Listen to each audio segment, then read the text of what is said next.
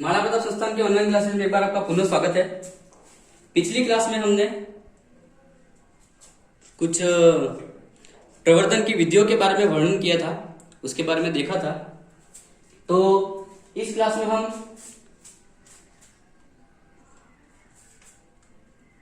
ये थोड़ा सा मार्कर खराब हो गया है,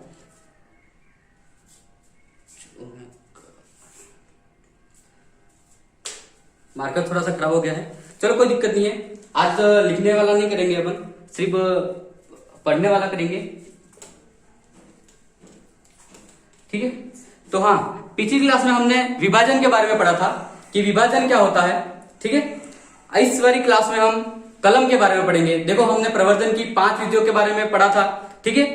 दो विधियां थी, लैंगिक और अलैंगिक। अलैंगिक के 5 पार्ट थे, विभाजन, कलम, दाब, कलम बंधन और कलिकायन, ठीक है। विभाजन, कलम, दाब, कलम बंधन और कलिकायन। तो विभाजन के बारे में हमने पढ़ लिया था, प्रकंद क्या होते हैं, घनकंद क्या होते हैं, ठीक है, भूस्तारी क्या होती है।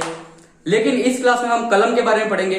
अपना जो विभाजन था वो कंप्लीट हो गया है। दूसरा लिखो कलम, लिखो कलम, ठीक है। इसको इंग्लिश में कहते हैं कटिंग। क्या क्या बोलते हैं? कटिंग बोलते हैं।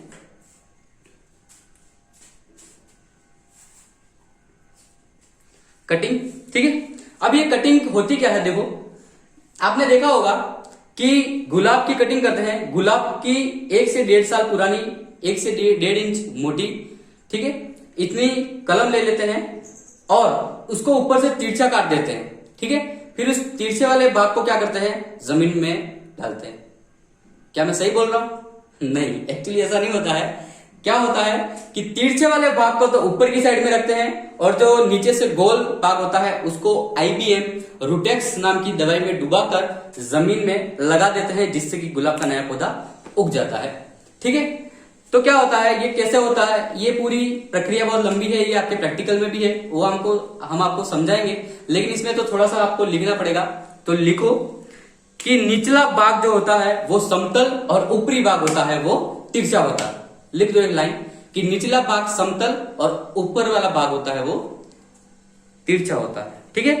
अगला लिखो, जो नवीन शाखा लेते हैं हम, कलम की शाखा होती है वो 1 से 1.5 वर्ष पुरानी होनी चाहिए। 1 से 1.5 वर्ष पुरानी होनी चाहिए जो शाखा है वो। इसके बाद में उस शाखा का जो व्यास होता है, उसकी मोटाई होती है, वो कितनी होनी चाहिए। तो शाखा की व्यास 1 से 1.5 सेंटीमीटर मोटी होनी चाहिए। 1 से 1.5 सेंटीमीटर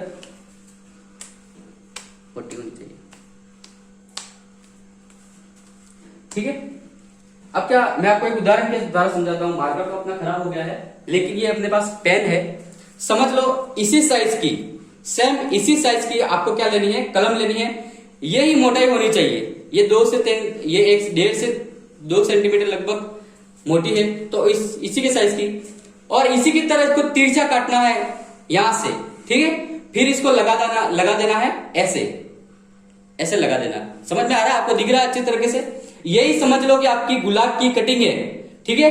ऊपर से तिरछा काटा इसको और नीचे से समतल है, इसको ऐसे जमीन में लगा देते हैं।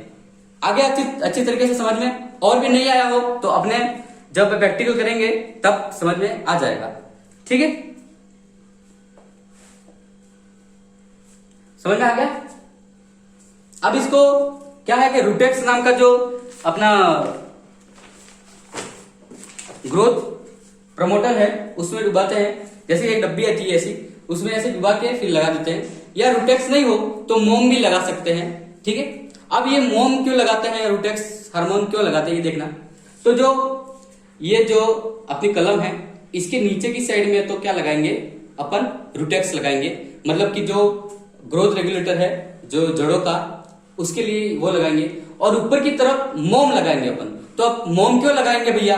तो मोम लगाने का कारण ये है कि जब अगर बरसात का पानी या कोई भी ऐसे पानी अपन छिड़के, अगर उस पर गिर गया, उस तने पर गिर गया, तो उसमें क्या सड़न उत्पन्न हो जाएगी। क्या हो जाएगी? सड़न उत्पन्न हो जाएगी। तो वहां पे मोम लगाने का कारण यह है कि जैसे ही पानी उसके ऊपर गिरेगा तो वो वहां से फिसलकर नीचे आ जाएगा, वहां पर रुकेगा नहीं पानी, ठीक है। इस कारण से यहाँ पर क्या लगाते हैं, मोम लगाते हैं साधारण सी भाषा में, ठीक है।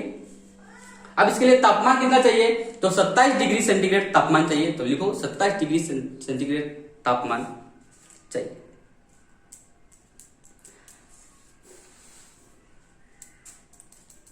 ठीक है। अब ये कलम बंधन, ये कलम करते किसमें, ये देख लो। तो गुलाब में, उदाहरण गुलाब, ठीक है। और नींबू वर्गीय फसलों में, नींबू वर्गीय फसलों में करते हैं। ठीक है। एक ये तो हो गई जड़ कलम की बात हो गई, लेकिन एक कलम दूसरी आती है, उसको कहते हैं पत्ती कलम। क्या कहते हैं, पत्ती कलम। तो लिखो इसी के अंदर, कलम के अंदर ही पत्ती कलम। ठीक है। ये पत्ती कलम क्या होता है, अब इसमें क्या होता है कि जो पत्ती आती है, जो मोटी पत्ती आती है, लगभग हाथ के बराबर इतनी मोटी आती है।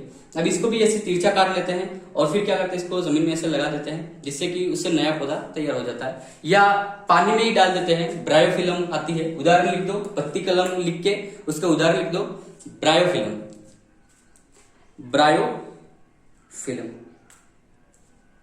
ठीक। ब्रायोफिल्म क्या करती है कि पानी में ज्यादातर होती है। तो पानी में क्या होता है कि ये उगती है, फिर अगर इसके भाग दो हो जाते हैं, अगर टूट जाती है, बीच में से टूट जाती है बाई चांस, तो बिखर जाती है। और जो पत्ती जहां पे, वहां पे गई तो वहां पे भी नया पौधा तैयार हो जाएगा, और यहाँ पे गई तो यहाँ पे भी नया पौधा तैयार हो जाता है। इसलिए इसको एक प्रकार का खरपतवार घोषित कर दिया गया है। पहले सुंदरता के लिए इसको लाए थे, इसके बाद में इसको एक खरपतवार घोषित कर दिया गया है सरकार द्वारा। ये तो अपनी दो विधियां हो गई, विभाजन हो गया, कलम हो गया। अगला लिखो दाब विधि। दाब क्या होता है, तो दाब को इंग्लिश में कहते हैं लेयरिंग। क्या बोलते हैं, लेयरिंग बोलते हैं। अच्छा, इसके नोट्स भी मैं आपको लिखे हुए डाल दूंगा वीडियो के एंड में, आप देख लेना क्या है, पीडीएफ फाइल जैसा होगा। ठीक है। अब ये दाब विधि क्या होती है, ये 3 प्रकार की होती है। ये तीनों प्रकार लिख लो, दो प्रकार की होती है, दोनों प्रकार लिख लो। सबसे पहले लिखो स्टूलिंग, हिंदी में लिखो ढेरी दाब विधि, ढेरी दाब विधि या माउंड लेयरिंग विधि, माउंड लेयरिंग विधि। इसके उदाहरण लिखो अमरूद,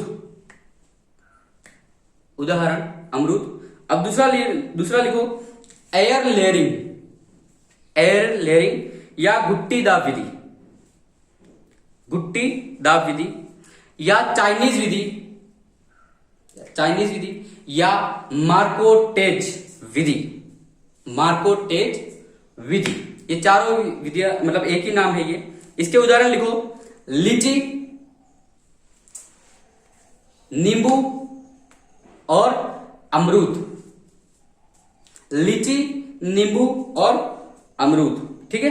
ये जब प्रैक्टिकल कराएंगे तो आपको बताएंगे एक्चुअली क्या होता है। हमने प्रैक्टिकल किया भी है अमरूद पर, आपको याद होगा एयर लेयरिंग हमने की थी। क्लास जब खत्म हुई थी तब हमने उसको बीच में से रिंग में काटा था, इसके बाद में वहां पर मॉस घास लगाई थी, इसके ऊपर उसको पॉलिथीन से कवर किया था, वही एयर लेयरिंग है। ठीक है। आई होप कि आपको आज की क्लास में बहुत आनंद आया होगा, बहुत मजा आया होगा। ठीक है। ऐसे ही अपनी दूसरी क्लासें होती रहेंगी। आज के लिए इतना काफी है। Thank you very much.